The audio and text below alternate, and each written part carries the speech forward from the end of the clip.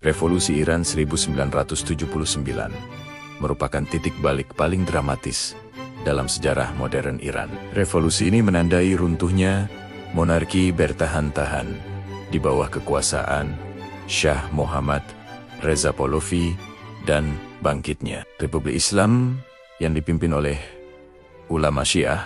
Sejumlah faktor memicu revolusi ini: ketidakpuasan rakyat terhadap kediktatoran Shah, modernisasi yang dipaksakan, ketimpangan sosial, korupsi politik, dan kehendak kuat rakyat untuk kembali kepada nilai-nilai Islam tradisional. Ayatollah Ruhollah Khomeini tampil sebagai pemimpin moral yang mampu mengkonsolidasikan berbagai kelompok yang menentang rezim monarki, mulai dari kaum ulama, mahasiswa, kelas pekerja, hingga kaum nasionalis. Protes massal yang berujung pada pengunduran diri Shah pada Januari tahun 1979 membuka jalan bagi kembalinya Khomeini dari pengasingan dan pengumuman berdirinya Republik Islam Iran. Revolusi ini bukan hanya perubahan rejim, tetapi juga perubahan ideologi.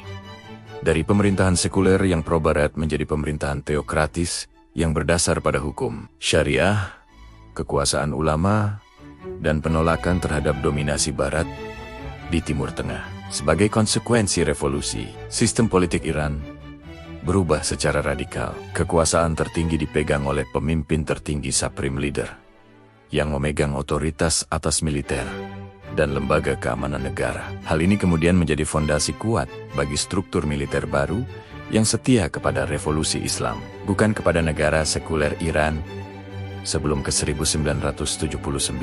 Salah satu hasil revolusi yang paling penting adalah dibentuknya Korps Garda Revolusi Islam IRGC pada 5 Mei tahun 1979 oleh Ayatollah Ruhollah Khomeini. Tujuannya bukan sekadar menciptakan pasukan militer, tetapi menjaga dan melindungi ideologi Republik Islam dari ancaman luar dan dalam. IRGC berbeda dengan militer reguler yang dikenal sebagai Artes. Ia bukan hanya pasukan militer, tetapi lembaga politik, intelijen, dan ideologis yang langsung bertanggung jawab kepada pemimpin tertinggi. Pembentukan IRGC dilatar belakangi oleh ketidakpercayaan revolusioner terhadap tentara reguler Iran yang sebelumnya loyal kepada Shah dan dianggap kurang bisa diandalkan dalam mempertahankan pemerintahan baru. IRGC pun berkembang cepat dari pasukan semi-militer menjadi organisasi besar dengan unit darat, laut, dan sayap udara sendiri. Selama periode awal, IRGC aktif menumpas pemberontakan internal dan menjaga stabilitas di seluruh wilayah Iran. Pada Perang melawan Irak 1980 sampai 1988, IRGC membuktikan perannya sebagai kekuatan militer utama yang agresif dan loyal kepada ideologi revolusi Islam. Sering bekerja bersama Artes, tetapi tetap berdiri sebagai korps tersendiri, dengan komando yang kuat dan strategi sendiri. Peran ini memperkuat posisi IRGC dalam struktur keseluruhan negara dan mengukuhkannya sebagai institusi yang dominan secara militer dan politik. Pasca Novi Seci Novi Iran melakukan restrukturisasi besar terhadap kekuatan militernya. Banyak perwira senior militer era Shah dipecat, dipenjara, atau diasingkan, yang turut melemahkan struktur militer reguler. Iran dipaksa membangun kembali angkatan bersenjatanya dari nol, di tengah tekanan isolasi asing dan embargo senjata. Namun, pengalaman pahit perang Iran-Irak turut membentuk strategi militer Iran yang baru. Fokus pada pertahanan total, perang asimetris, dan kombinasi antara militer reguler dan unit semi-militer seperti IRGC, serta jaringan milisi sukarela seperti Basij dalam doktrin militer Iran. Jelas bahwa negara ini sadar akan ketidakmampuannya memenangkan perang konvensional melawan kekuatan besar seperti AS. Oleh karena itu, strategi militer Iran menekankan pada pembangunan kemampuan yang bisa menaikkan biaya perang bagi musuh, misalnya melalui rudal balistik, perang gerilya, dan kemampuan pertahanan udara lokal. Strategi ini juga didasarkan pada pengalaman panjang perang Iran-Irak yang brutal, di mana negara bertahan selama 8 tahun, meski isolasi dan blokade internasional cukup kuat. Doktrin ini menjadi dasar bagaimana Iran menghadapi ancaman di kawasan Timur Tengah hingga kini. Perkembangan selanjutnya memperlihatkan bagaimana militer Iran, meskipun secara teknologi sering kalah dibanding negara barat, mengembangkan strategi inovatif untuk meningkatkan efektivitasnya melalui konsep attrition warfare. Strategi keletihan musuh.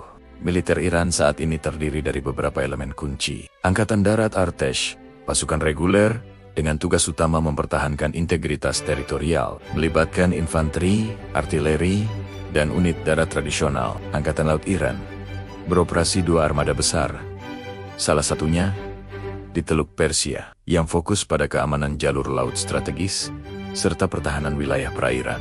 Angkatan Udara Iran, sektor yang sebagian besar terdiri dari pesawat lama era Shah, namun usaha modernisasi terus dilakukan, termasuk pengembangan pesawat tanpa awak drone yang kini menjadi andalan Iran dalam konflik regional. Sistem pertahanan udara, kombinasi dari teknologi buatan sendiri dan sistem impor, seperti S-300 Rusia, serta sistem pertahanan dalam negeri, seperti Bafar 373, yang memperkuat kemampuan pertahanan udara nasional, IRGC dan Basij.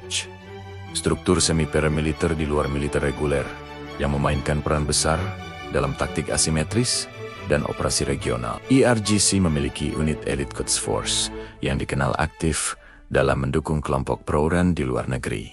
Kombinasi antara militer konvensional dan kekuatan bersenjata non-konvensional ini menciptakan bentuk kekuatan militer yang kompleks dan berlapis. Dengan IRGC seringkali dipandang sebagai tulang punggung rezim karena loyalitas ideologisnya yang kuat. IRGC tidak hanya kuat di medan perang, tetapi juga memiliki jaringan ekonomi dan politik yang luas di dalam Iran. Sejak era revolusi, Iran aktif menggunakan kekuatan militarinya sebagai instrumen politik luar negeri, terutama dalam mendukung kelompok pro-Iran di Irak, Suriah, Lebanon, Hezbollah, dan Yaman.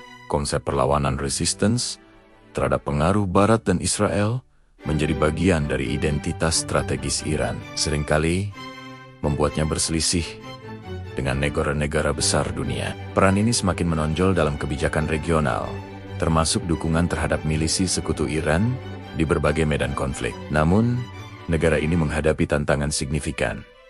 Isolasi internasional, tekanan sanksi yang membatasi akses teknologi militer mutakhir, dan kemampuan udara reguler yang masih ketinggalan dibanding kekuatan Barat. Dalam beberapa konflik terbaru, perangkat udara Iran kurang efektif karena teknologi yang lebih tua. Namun Iran mengimbanginya dengan strategi rudal jarak jauh, perang asimetris, dan mobilisasi jaringan proksi di luar negeri.